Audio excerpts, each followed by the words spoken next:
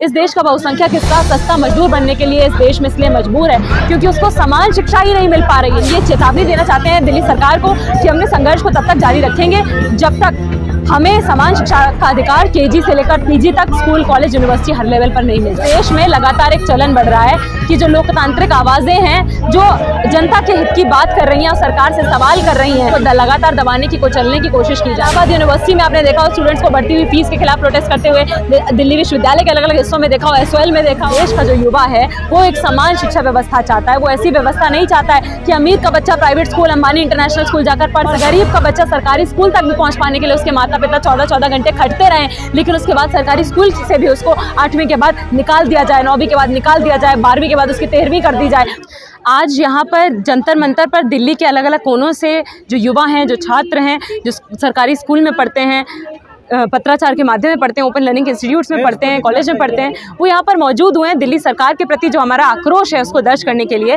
आज सरकार कई सालों से दिल्ली की सरकार ये जुमला पेश करती आ रही है, ये छवि पेश करती आ रही है कि दिल्ली के जो सरकारी स्कूल हैं वो बाकी देश के अलग हिस्सों से बहुत ज़्यादा अच्छे हैं। यहाँ पर दिल्ली सरकार ने सरकारी शिक्षा में बहुत क्रांतिकारीकरण किया है, बहुत क्रांति की है। हकीकत यह है कि ये केवल एक भ्रांति है। आज दिल्ली की सरकार के सरकारी स्कूलों की हम बात करें तो हकीकत यह है कि 9वीं से लेकर 12वीं के जो छात्र हैं उनमें बड़ी संख्या में हर साल ग्रॉस एनरोलमेंट बढ़ने की बजाय छात्रों को बड़ी संख्या में फेल किया जा रहा है। छात्रों को का ड्रॉप आउट हम देख रहे हैं और छात्रों में खासकर महिलाओं और लड़कियों का ड्रॉप आउट हम देख रहे हैं।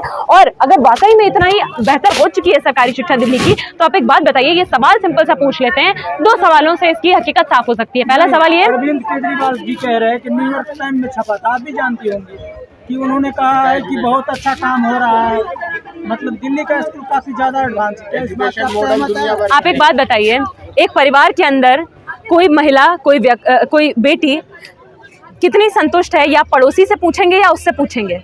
उनसे पूछेंगे ना। तो इस देश के अंदर, इस राजधानी के अंदर यहाँ के जो युवा हैं, हमसे पूछा जाना चाहिए या न्यूयॉर्क टाइम्स में निकली रिपोर्ट, या देखिए हम सब जानते हैं कि आज का मीडिया जो युवा कह रहा है, जो जनता कह रही है, उसकी आवाज़ कितनी मीडिया तक और सोशल मीडिया तक और न्यूज़पेपर तक पहुँचती है, ये हम सभी वाकिफ़ हैं।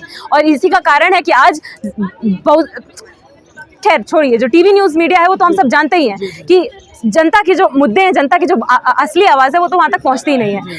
यहाँ पर दिल्ली की हम बात करें, वाकई में अगर ये इतने रेवोल्यूशनाइज हो चुके हैं जिसकी बात ये न्यूयॉर्क टाइम्स में कर रहे हैं, बाकी जगह कर रहे हैं, तो आप एक बात बताइए, 2 सवाल पूछने बहुत ज़रूरी हैं। क्या दिल्ली सरकार के जो शिक्षा मंत्री हैं, जो अलग अलग मंत्री हैं, वो अपने बच्चों को सरकारी स्कूल में भेजते हैं? क्या नहीं भेजते? क्या उन्होंने अपने बच्चों को DPS और प्राइवेट स्कूल क्यों भेजा है?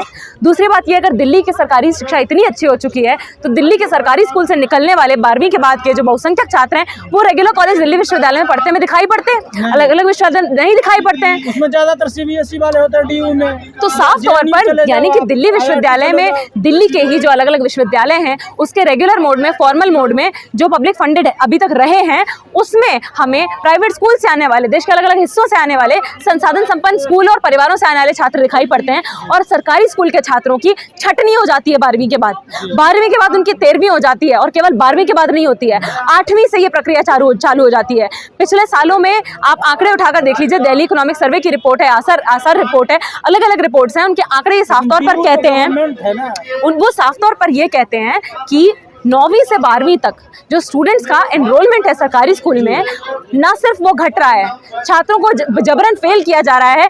कुछ सरकारी स्कूलों का जो रिजल्ट है, परसेंटेज है, परफॉर्मेंस है, उसको बेटर दिखाने के लिए। और हकीकत ये है कि 12वीं के बाद दिल्ली यूनिवर्सिटी के जो रेगुलर मोड में जो कॉलेजेस चलते हैं उन तक सरकारी स्कूल के छात्र नहीं पहुंच पा रहे हैं, खासकर जब से ये नई शिक्षा नीति 2020 पारित हो चुकी है। तो आप तो एंट्रेंस कर दिया है ना DU ने, कि आप एंट्रेंस निकाले, कितना भी परसेंटेज जो कोई फर्क नहीं पड़ता है। क्या एंट्रेंस के लिए दिल्ली विश्वविद्यालय में CUET लाने से पहले क्या दिल्ली के सरकारी स्कूलों में जाकर छात्रों से वार्तालाप किया गया था? क्या उनसे पूछा गया था क्या कि आपको एंट्रेंस चाहिए, क्या आप CUET चाहते हैं? क्या नहीं पूछा गया स्टूडेंट से, कोचिंग सेक्टर से पूछा गया, जो CUET पारित होने के पहले से अपना प्रचार शुरू कर दिए कि आपको CUET निकालना है तो हमारे यहाँ आकर फीस दीजिए, स्कूल की फीस दीजिए अलग और हमारे यहाँ फीस दीजिए। यानी कि साफ तौर पर सरकार को छात्र के, युवा के, गरीब छात्र के मुद्दों से, उनकी चिंताओं से कोई फर्क नहीं पड़ता है। और उसी का हकीकत हम देखते हैं कि 12वीं के बाद पत्राचार में, 8वीं के बाद पत्राचार में ढकेले जाने वाले छात्रों की संख्या दिन दूनी रात चौगुनी, हजारों की संख्या में, लाखों की संख्या में बढ़ती हुई हमें दिखाई पड़ती है। क्या करना चाहिए ऐसा जो इसमें? हमारी यहाँ पर मांग है सबसे पहली कि दिल्ली के जो सरकारी स्कूल हैं उनकी हालत सुधारी जाए और इस हद तक सुधारी जाए, ये नहीं कि आप इसी में आप छोटे मोटे चेंजेस करके 2 मॉडल स्कूल खोल के 2 एक्सेलेंस स्कूल खोल के दिखा दें कि सभी स्कूलों की हालत ऐसी है।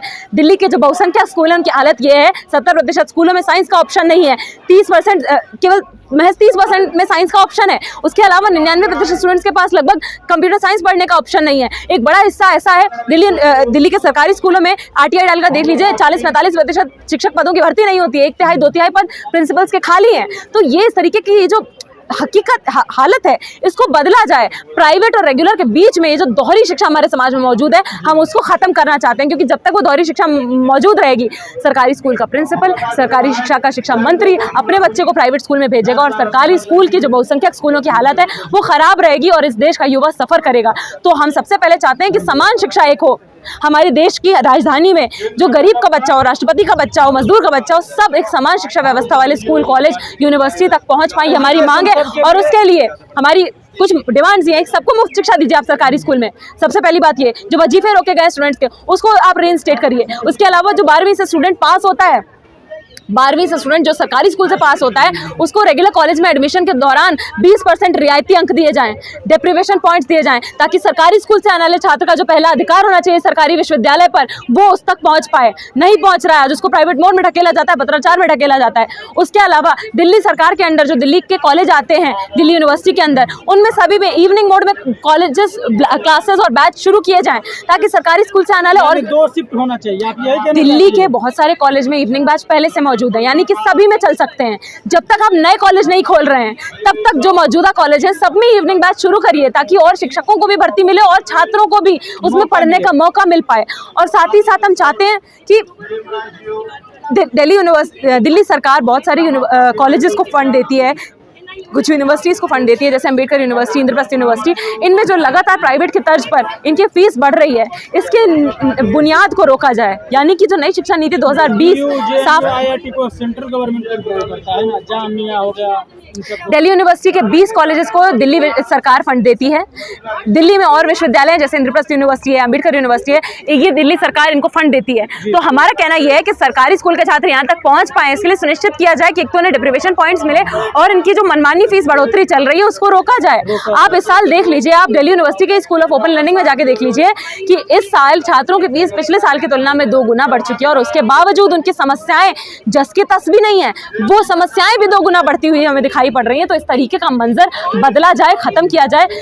और मैम, हाल ही में कुछ दिन पहले JNU के और जामिया के स्टूडेंट आए थे, प्रदर्शन कर रहे थे कि फीस बढ़ रहा है, कम किया जाए। JNU में तो सिर्फ 250 रुपया फीस है, अगर इसमें 500 रुपया बढ़ भी जाता है तो 1000 रुपये क्या फर्क पड़ता है? देखिए, हम छात्रों की, हम युवाओं की, इस देश के बहुसंख्यक युवाओं की ये मांग रही है कि JNU में जो मॉडल है पढ़ाई का, वो इस देश के अलग अलग राज्यों, अलग अलग कस्बों तक पहुंचना चाहिए। जो आप सब्सिडाइज एजुकेशन JNU में दे रहे हैं, हम उसके पक्ष में हैं, पर हम ये चाहते हैं कि वो मॉडल सब जगह हो।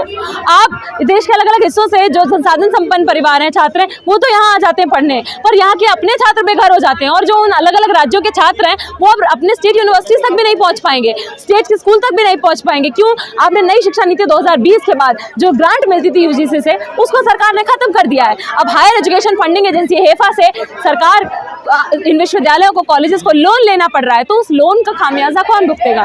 गरीब छात्र, सरकारी स्कूल के छात्र जो पहले ही नहीं पहुंच पा रहे थे हायर एजुकेशन तक या 8वीं के बाद सेकेंडरी एजुकेशन तक, उनके तार कटते हुए दिखाई पड़ेंगे।